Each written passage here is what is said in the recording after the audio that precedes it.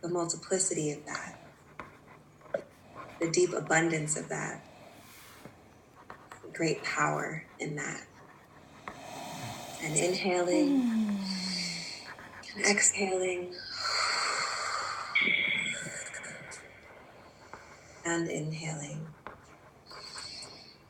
and exhaling.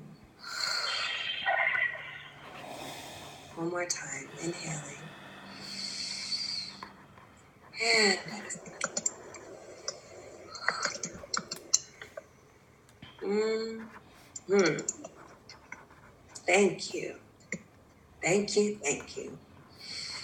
You know, sometimes you got to do the first things first. If all we did was that, I would be so grateful. Thank you for the generosity of your presence. Thank you for the generosity of your offering of that which is sacred, your connection to someone across space and time. And thank you for participating in that sacred repetition.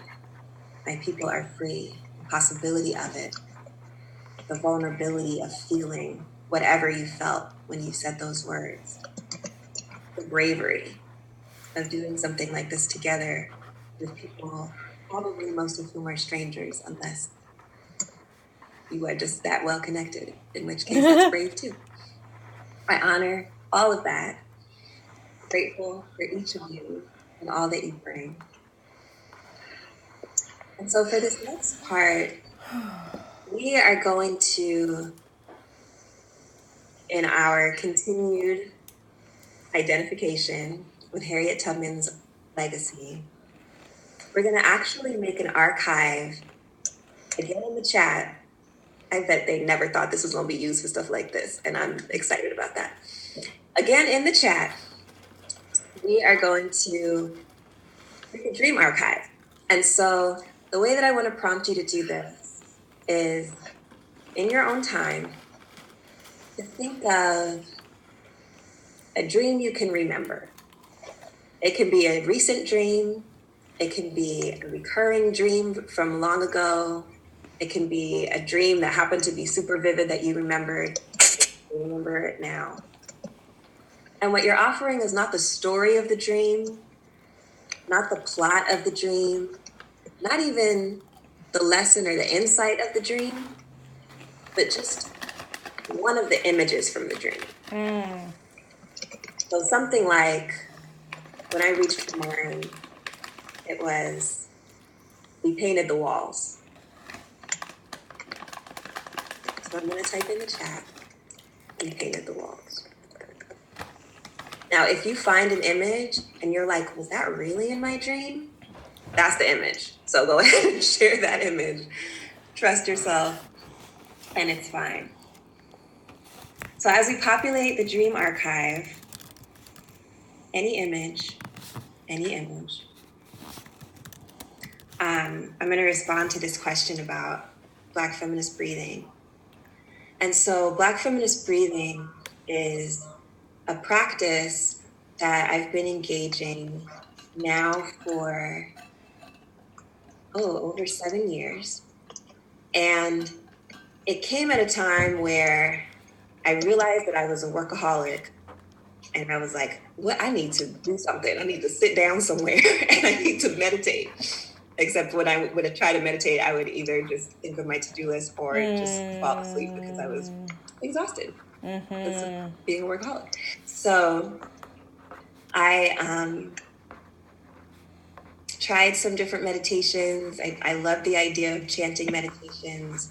And I realized that more than chanting in languages that I didn't know and that were not necessarily my own, and that I felt like I could be appropriating or just really needed to learn a lot more about before I could fully internalize them, there were these sacred words that came to me from these ancestors who I research about, who have informed my practice of Black feminism. And so I started to repeat their words as a mantra, and as really a resetting, because I wanted to push out the negative, repetitive messages that were actually fueling my workaholism, about unworthiness, about am I good enough, about have I done enough? And I needed to also replace them with life-giving messages that were also a way of connecting profoundly to that which actually fuels my purposeful life in this world. And so I call it Black Feminist Breathing.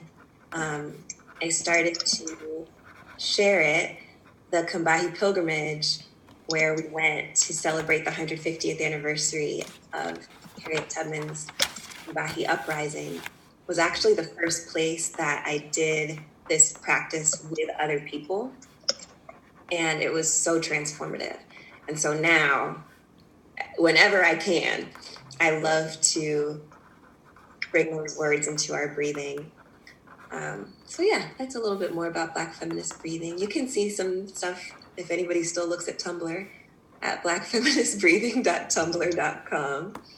And you can see some of the guided meditations that I made to share. Share that. I made some devotional collages, like the one that you saw on the information for this event was a devotional collage for Harriet Tubman that came out of that process. So yeah, there's more to say, but we have incredible images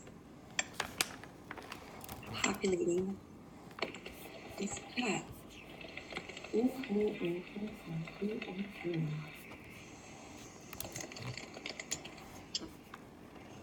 You know, Audre Lorde, thank you for putting the link in the chat. Asked her students to keep dream journals, and she herself kept a dream journal that was her resource for writing. And yeah, I love that. I love that we're populating our dreams. Okay, so as the Dream Archive continues to populate, I'm going to introduce our first free write.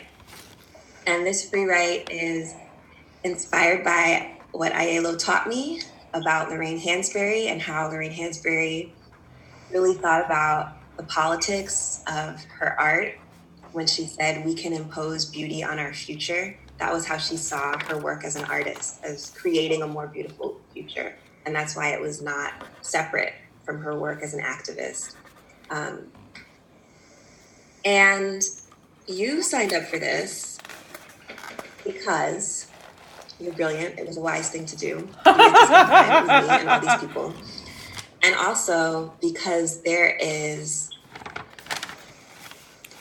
some area in your life and in your community where you are seeking more freedom, really seeking to bring that energy of Harriet Tubman in order to get more free. And so this first free write is about that. And so we're going to take about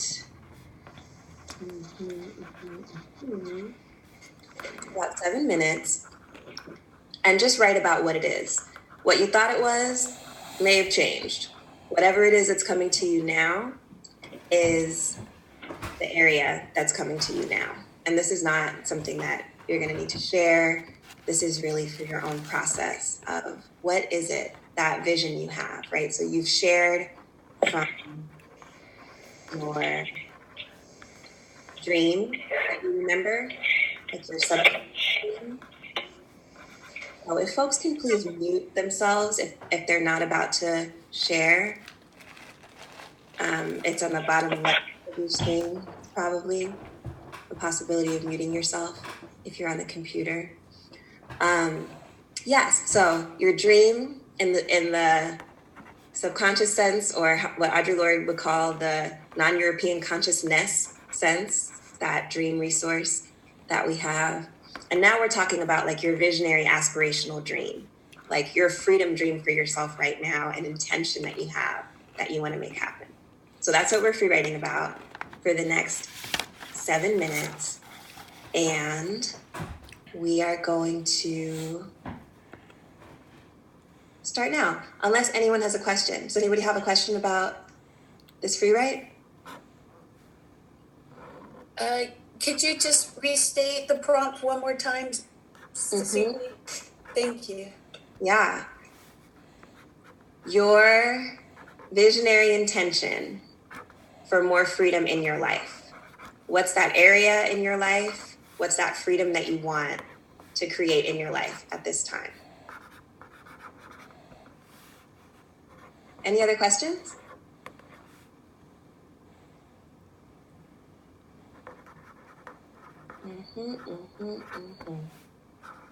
Okay, go for it.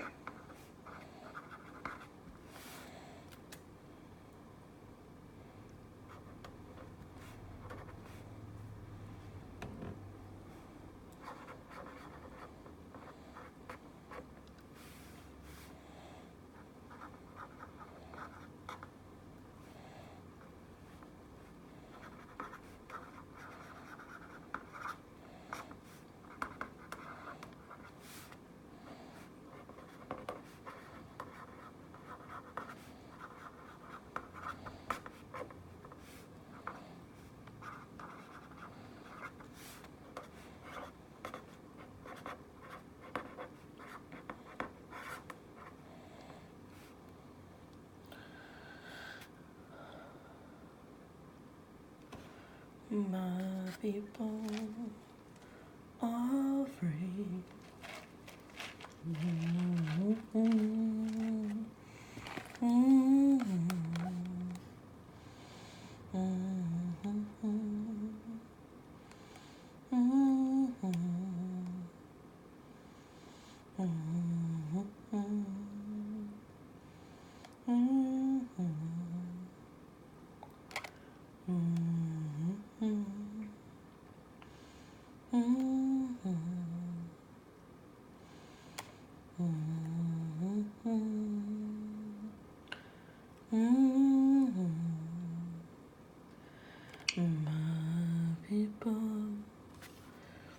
are free. My people are free.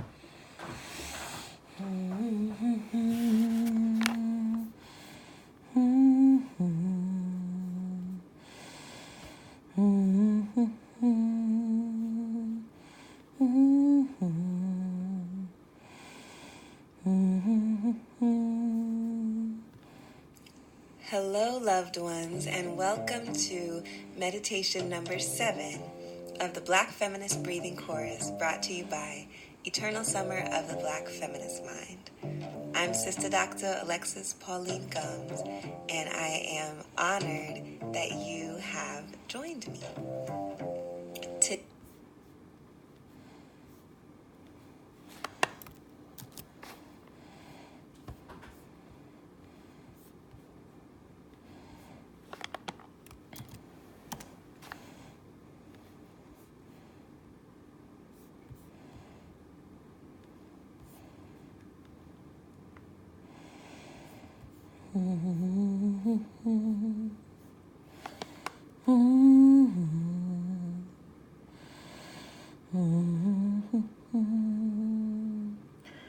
Offering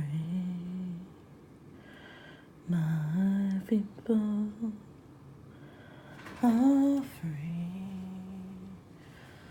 my people, offering my people,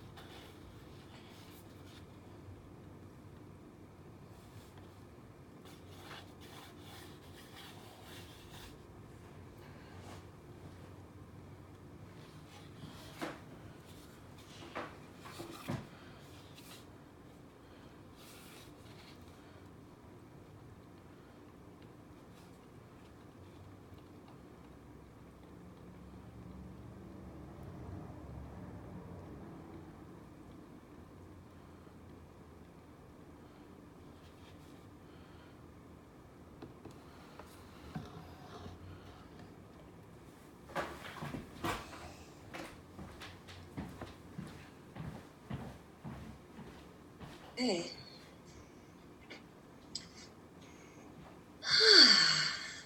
So thank you for going there,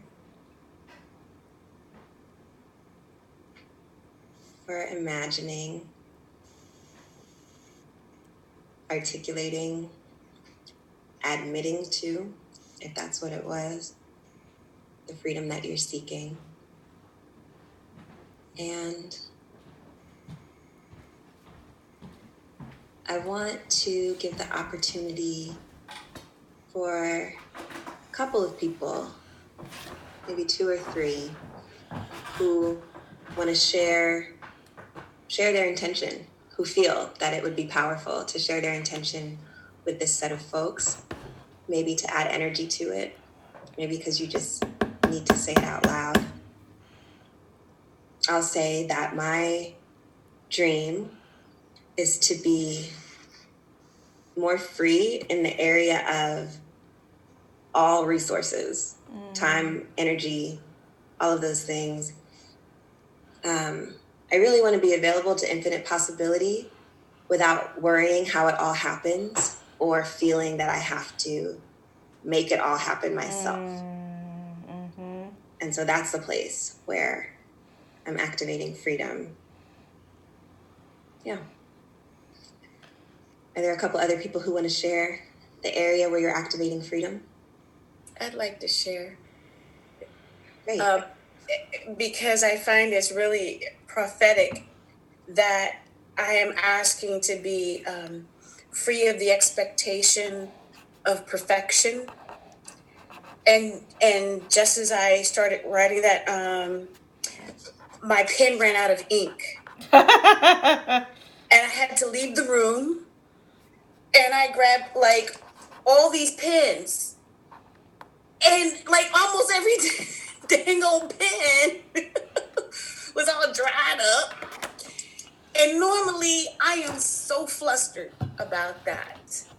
But because I was in the process of writing about that, as well as being brave enough to be more public with my process. Otherwise, if I keep aiming for perfection, nothing gets done. And my legacy is only left to myself. So I'm really proud of the grace that I gave myself, not just in setting this intention, but not letting my blood pressure go up because I have 4 busted pins. Ashe. Amen. Ashe, thank you for that. Thank you so much for that. I'm thinking about Tony Cade Bambara says, the most effective way to do it is to do it. And that's my mantra when I confront my perfectionism.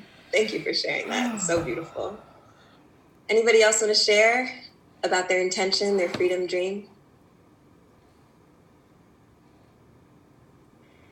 I wanted to share. Is it Dragonfly? I don't know. I really identify with what you said about perfection. That's one of the things I just recently realized I was perfectionist. My therapist suggested it, and I was like, well, a perfectionist is someone who's like perfect, like who always, like everything they do is perfect, right? It didn't occur to me that that's the very definition of perfectionism, is you never think that you're good enough. And I'm just hyper aware all the time of how I'm being seen, how I'm sounding, how I'm doing. And it's been a really deep inhibition to my creativity. And sometimes I've abandoned things because I felt like I don't have the time. I'm not going to be able to get good enough at this, or look, that person's doing it better, or, And so what I wrote was, I want to be able to just pick up and learn the things I want to learn and do the things I want to do, and have the time and the space and to not always have to worry about being good enough at it for it to be a source of income or something, just to do things like whether, I wrote one novel, I want to write another one, but I've just been frozen.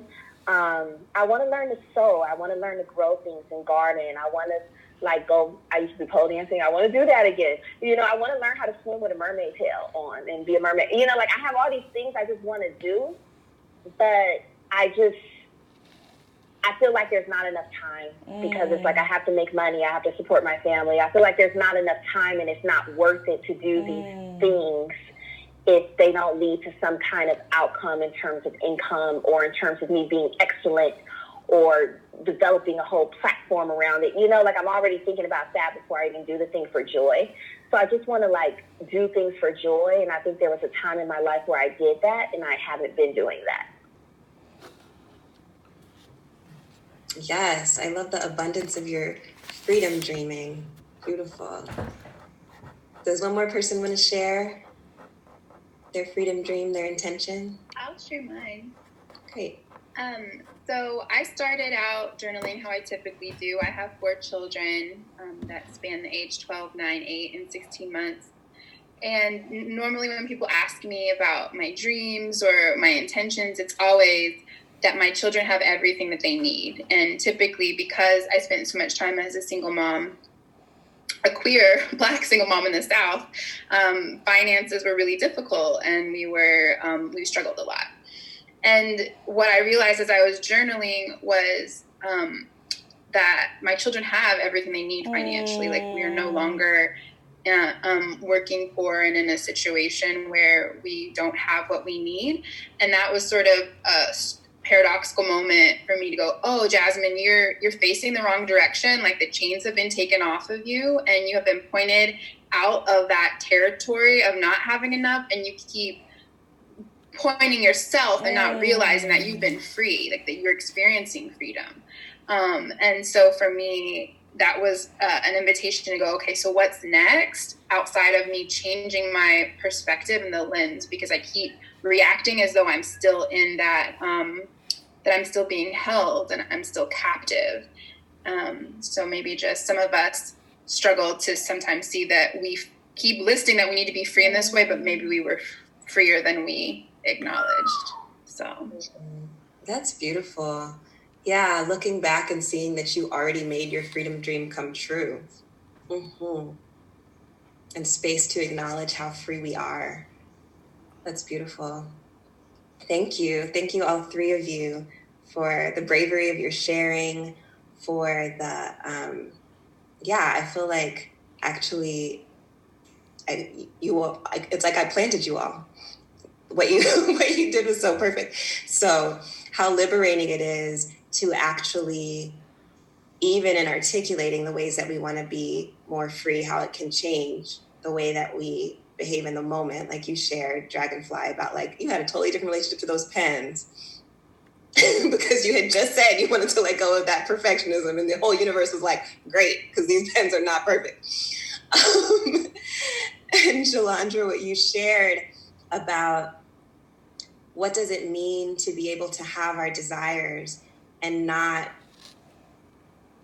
actually allow them to be worthy in and of themselves, right? They don't have to become something that is related to income. They don't have to be something that is judged as perfect outside of ourselves or even within ourselves.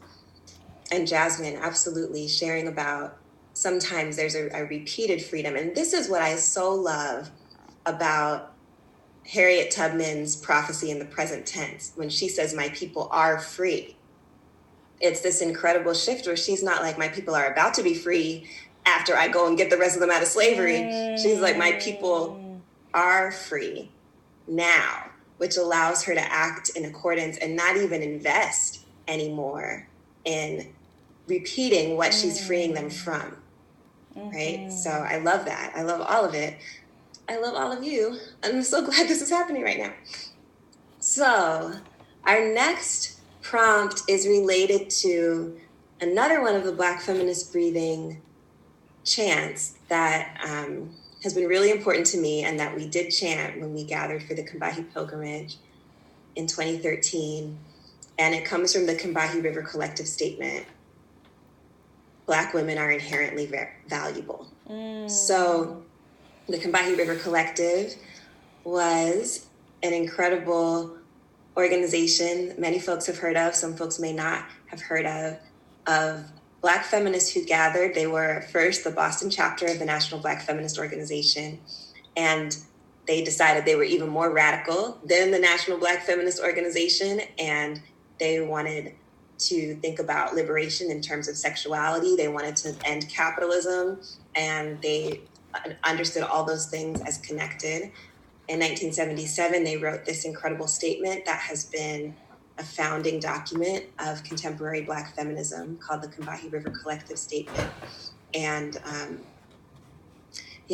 some of the authors of that statement and the founders of the Combahee River Collective helped us to envision this Combahee pilgrimage that we did.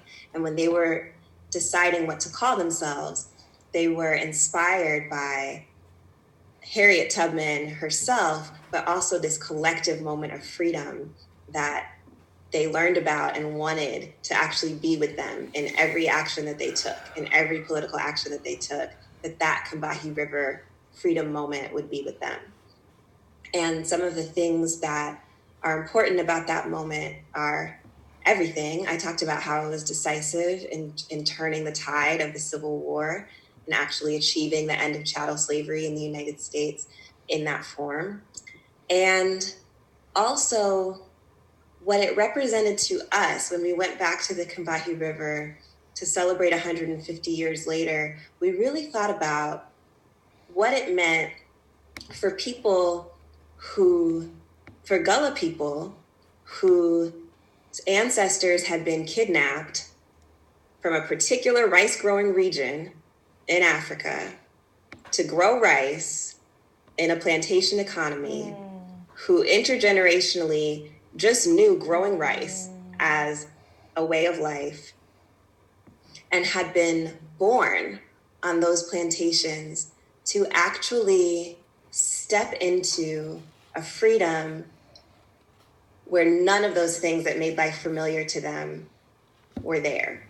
And to actually trust someone not even from their community, who in accounts says that Harriet Tubman was like, I could barely understand people who were speaking Gullah because that's not how people at Eastern Shore, Maryland, where I'm from, even talk. But to actually be able to build that trust in 1 year, such that when the time came where it was like, you're gonna have to come right now, we about to burn down 32 plantation buildings, you are not gonna be able to go back to what your conditions were earlier, a few hours ago, and actually for your whole life and for the lives of generations of your family. They actually had to trust themselves, step into their own freedom or move into their own freedom in a way that was so incredibly brave. And the Combahee River Collective wanted that energy in the work that they were doing, which I just love so much.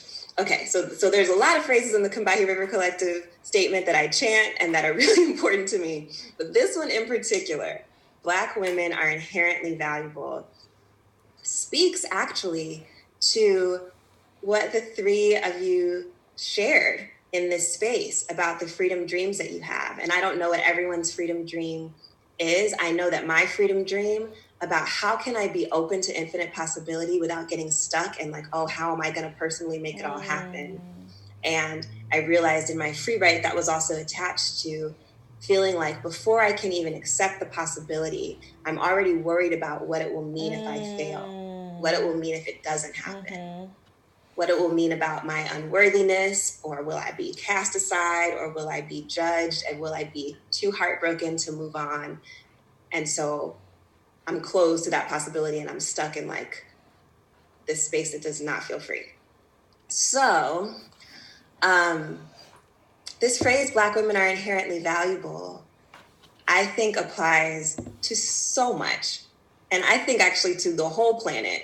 In the Combahee River Collective statement, another really key phrase is that for Black women to be free, everyone else would necessarily have to be free because our freedom requires the destruction of all systems of oppression, right? So when we say Black women are inherently valuable, what that actually means is a total liberation for everyone on the planet who would be liberated by the destruction of all systems of oppression. And I love that so much because what it means to me is that my value doesn't come from me doing it right. Yes. My value doesn't come from me being able to facilitate a wonderful writing webinar workshop right now. My value doesn't come from how I'm useful even to the other people who I love in my family. My value is inherent. It's actually something that cannot be taken away. It's something that was not given to me by someone else. And it's something that for me is really core to that faith that allowed Harriet Tubman to say, I'm going to actually move forward and do things that are definitively impossible. Like based on the definition, all the laws, and the entire economy and context of what I'm living, I'm going to actually do these things and believe in these things and have this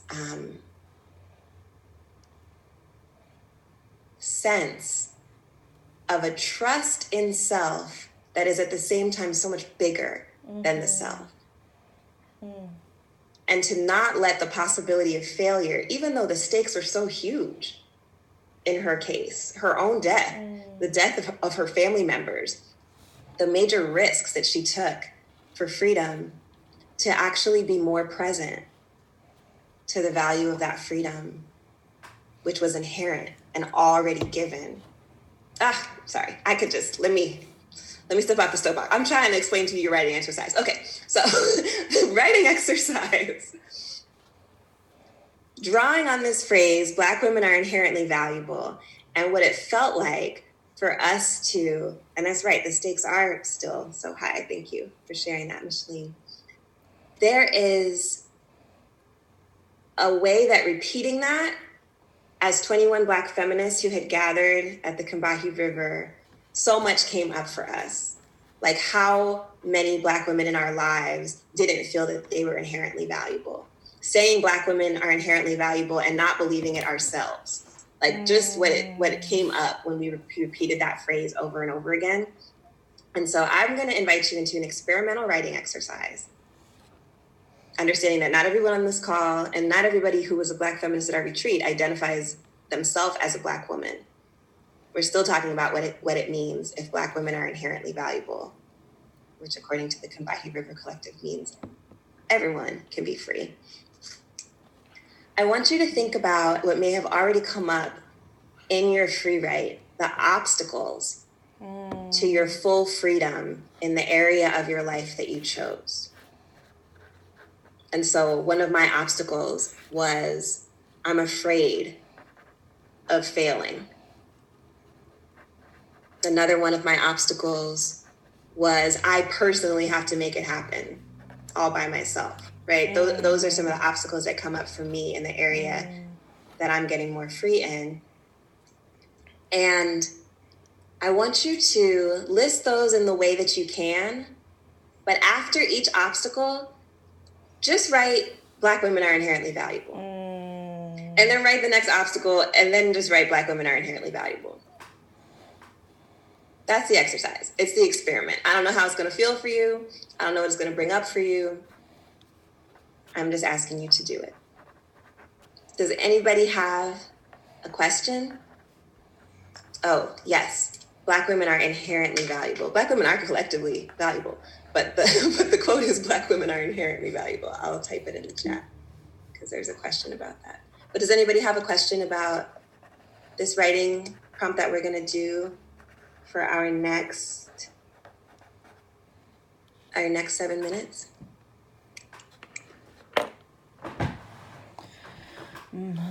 Obstacle, Black women are inherently valuable. Obstacle, Black women are inherently valuable. And just keep going. Okay, go for it.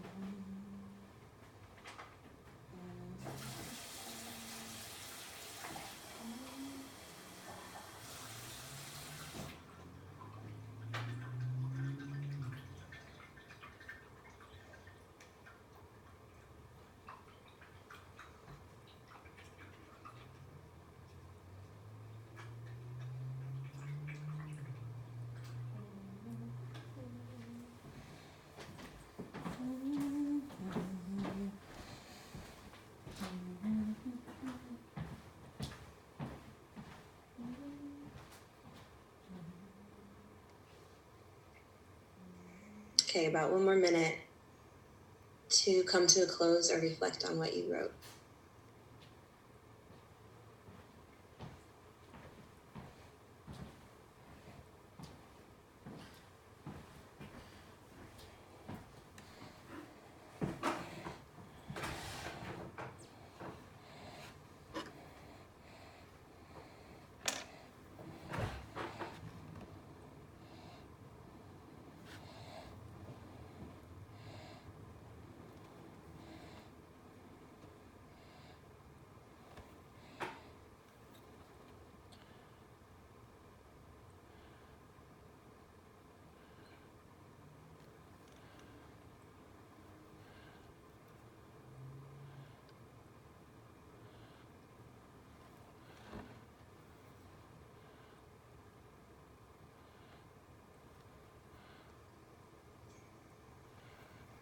Okay.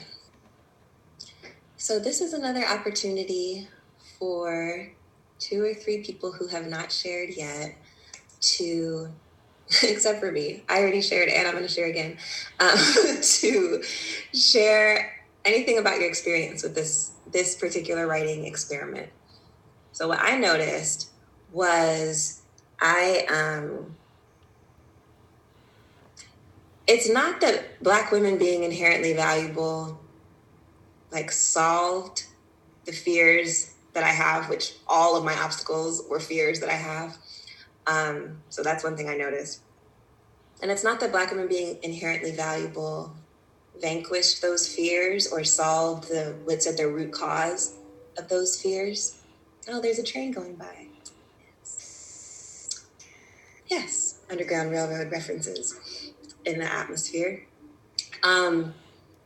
It's not that Black women being inherently valuable vanquishes my obstacles. It's just that it matters to me more than any of the obstacles that I could find. And I just kept trying to write like bigger, badder, scarier obstacles. And I was like, I still don't care about that as much as it actually means to me that Black women are inherently valuable. And it made me wonder, it definitely clarified for me, like, okay, so then the space that those fears and obstacles take up is actually not as big as the space in my life and that I want to cultivate for my life and that I already have in my heart for the reality that Black women are inherently valuable. It also made me think, I wonder what is that? Like, what is it for someone else? Black women are inherently valuable, might have that impact for other people, but it also might not. And there may be something else that holds that space where it's like anything, any fear, any excuse you could say, you can say it, but you don't care about it more than blank. So that was a wondering for me, and I guess a mantra creation invitation for you, if you all want to tell me what your mantras become after this process. So that's what I noticed while I was doing the activity. I'm interested in what you noticed. I can share. I had a similar experience. A lot of the things that I wrote down were around fear and like fear of failure, but also fear of feeling unworthy and feeling like I'm not valuable, or, the things and the work that I want to do, feeling like an imposter in that work that I want to do. And then every time, so after every like bullet point, I wrote a dash, and then I wrote Black women are inherently valuable. I felt like like a relief, like a relief. That served as a reminder for myself, saying that, these fears that I have can be valid, and also I'm worthy of all the things that I want and all of the things that, that I think are holding me back, right? Like, I'm worthy of the spaces that I want to create. I'm worthy of the work that I want to do.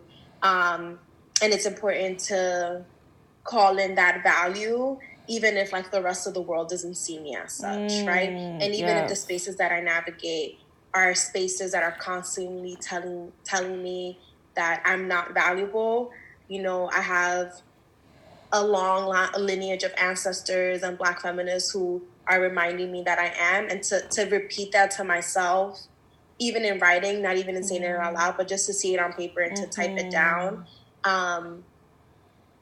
it shifted my mindset, and it shifted what my heart felt like was important and what wasn't. Yeah. Thank you for sharing that. Yes. Anybody else want to share what you noticed during this exercise? I can share. Oh, go ahead. There's like two people. Okay, Courtney, go ahead, and then Jordan next. Okay. Okay, I realized that after about 7 fears, I just started writing Black women are inherently valuable over and over again, like on the blackboard in school or something. I just kept writing it over and over again, and it did shift for me. Also, it shifted to me realizing that I am inherently valuable, like just taking that in really fully and understanding that means me. Like I get to be that. I am inherently valuable. That was really, really powerful. Yeah. Thanks. Thank you for that. And Jordan? Yeah, I just wanted to share that writing Black women are inherently valuable over and over again really made me think about value in general, like what that has meant specifically for Black women, and like to reshift this idea of what it means to be valued and to have value, because I do think in so many ways, like, people value the immense emotional, intellectual, and physical labor that Black women do without actually valuing Black women. And so writing that over and over again, because a lot of my obstacles had to do with time and like the sort of everyday interpersonal things that happen that are indicative of the structural oppressions that you're facing as Black women, how that can be such a, those can be such inhibitors to like what you want to do. And like, I'm like, I can't do what I want because I don't have time to do this because I have a job or I have this. And so I think that writing that phrase over and over again really made me think about what value is and how much like I value Black women in a different way that then I guess the world will value Black women, and also how I see myself as someone of value that doesn't have to do with like capitalist ends or anything like that. Yes to all of that. I hope you can see also everyone who shared just all the affirmations of everything that was said in the chat. Like, yes. Yeah, thank you, each of you, so much for sharing what you shared. Thank you, all of you, for engaging in that experiment. I was like, I don't know what's going to happen if people write this over and over again at all, but I trusted that was the experiment. So thank you for everything that you offered. Thank you for even confronting the obstacles. Yeah, there's something about the act of repetition itself that, for me, helps things come to the forefront that I'm like, oh, I was ignoring that. I really appreciate being able to be with that clarity. And I don't think I would have sat here and done this if I hadn't assigned it to you. So again, thank you for signing up and making me do my own assignments, because if no one had signed up, I would never have done this. So you all are keeping me on the hook for my own freedom, and I appreciate it. Okay, so the next piece is, so this next piece, there's like a, slightly high-tech version of it, and then there's a slightly simpler version of it. So choose your own adventure, because it is your own adventure. But this, yes, there is joy in repetition. Thank you for that, Malay. There is, there's an opportunity to go, I had some context I wanted to share with you all. So I was thinking about Harriet Tubman. I was thinking about dreams as a resource for her work. And I was thinking about dream language, like the dream language of metaphors. And I write down my dreams every morning. And sometimes I'm like, what? Like, what does this mean? And sometimes it's not until I try to explain it to somebody else that I'm like, oh, this could represent this and this could represent this. And so I was thinking about this experience that we had during the Combahee pilgrimage, where we had this sound circle that we made where we were actually repeating how Harriet Tubman recounted that freedom and what she saw and what she heard. And then there was this storm that came, and like, how did that storm, and then the sounds of the gunboats, and then the sounds of the fire, and the people that they actually had to kill in this military battle to shut down these 32 plantations. It's moving. And so, but as we did this, we started to also improvise, like, what would we have been saying? Like, come on now, time to go. Like, all of these things, like, grab your kids, let's go. And we stayed in the repetition of it. And then rain actually started to fall on us while we were in this circle in the field, and it came out of nowhere. And we were like, what is happening? And we just danced and celebrated. And then when we closed our sound circle, then the rain just went away. And we were like, okay, wow. Harriet Tubman. And I was like, also, okay, Grandma, because my grandma, Lydia, in Anguilla, they say she was a person who could control the rain. So I was like, okay, we're about to come into our superpowers right now. And so I'm testifying about that, but I'm also thinking about what it meant for us to think about the story of what happened in the Combahee River Rain, which is not the same exactly as the details of our lives, but as someone wrote in the chat, the stakes are still very high in terms of what our freedom means and what our collective freedom means, and what the consequences are of the systems of oppression that define us as not free, and as Jordan was saying, do not even have the capacity to value us as we are. And so there was this moment in the essay that I think I'm going to read. It's on page 146. And it says, do not underestimate what it took for 21 Black people to drop everything, pick up everything, and get themselves and one another to the Combahee River on June 2nd, 2013, exactly 150 years after the historic uprising. We may not have arrived carrying twin babies on our hips. Tubman reports in a letter that she later dictated that she had never seen so many twins before the Exodus that night. Though April Parker, who arranged childcare for her daughter and journeyed from Greensboro, North Carolina to meet the caravan in Durham, was assisted in making the journey by her twin brother. We may not have carried pots of rice on our heads, as Tubman described, but it did take months of relationship building and planning by Charleston-raised farmer and Combahee pilgrimage co-facilitator Zachary Curtis to arrange local, vegetarian, vegan-friendly Black community catering from the Gullah Grub Restaurant and Community Farm Project. Wait, there's more. Community Farm Project dedicated to food justice and passing on the heritage of Gullah foodways by training young farmers and teenage chefs in the area.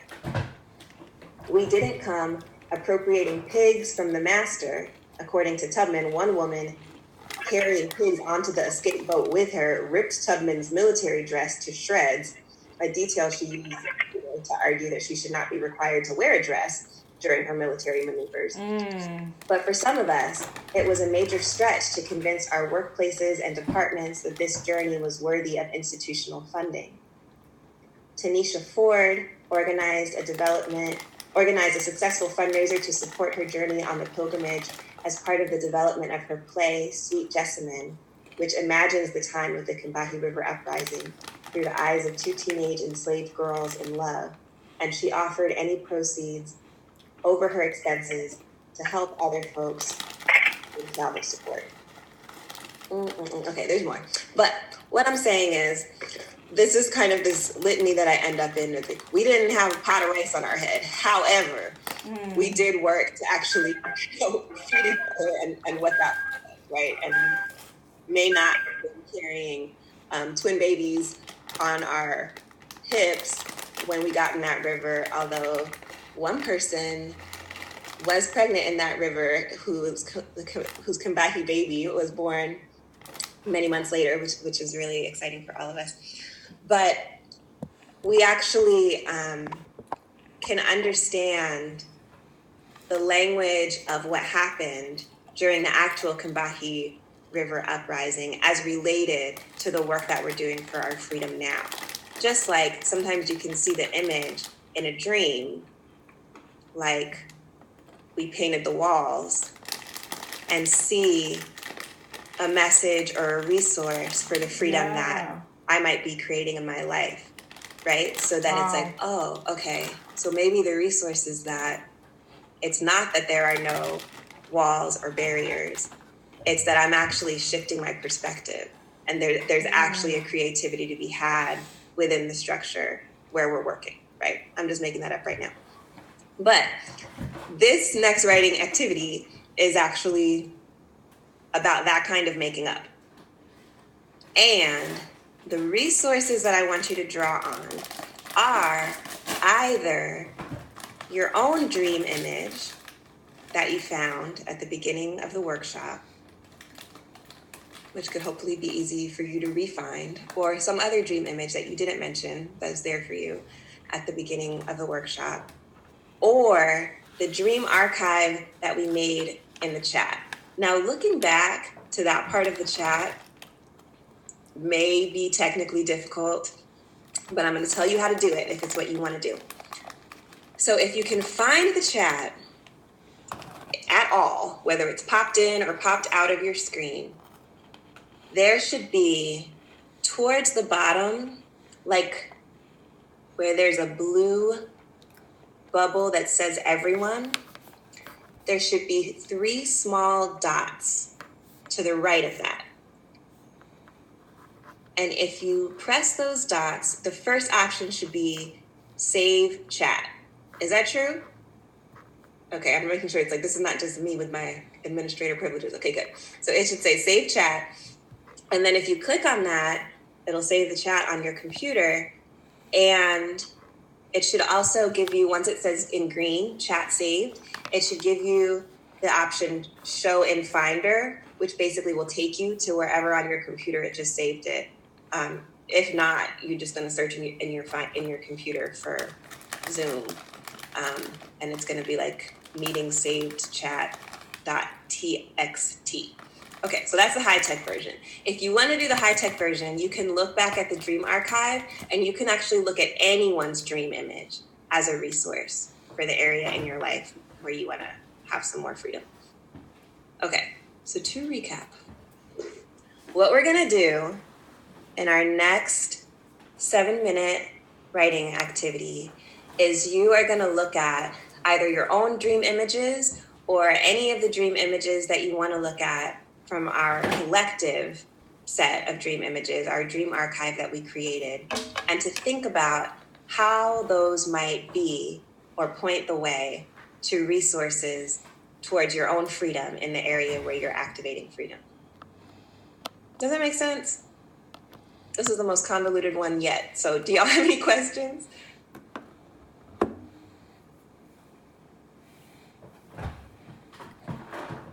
Okay. Okay, so I'm going to just restate it. So basically, you're going to look at either the dream image that you found at the beginning of the workshop, or all of our dream images that we typed into the chat earlier in the workshop. And you're going to look at those images and ask yourself, how is that a resource for the freedom I'm creating in my life right now? So what I put in the dream archive was we painted the walls. And so if I was looking back at that, my question would be, how is that a resource for the freedom I'm creating in my life right now? So there's some interpretive work that I get to do about what is this painting of the walls and how can it be a resource for what I'm creating? Or I could look back and I could find what Courtney typed about something about a silver phone, and I can say, how is that a resource for the freedom I'm creating in my life? Okay? Okay. So we are going to take the next 7 minutes and do that interpretive work. Go for it.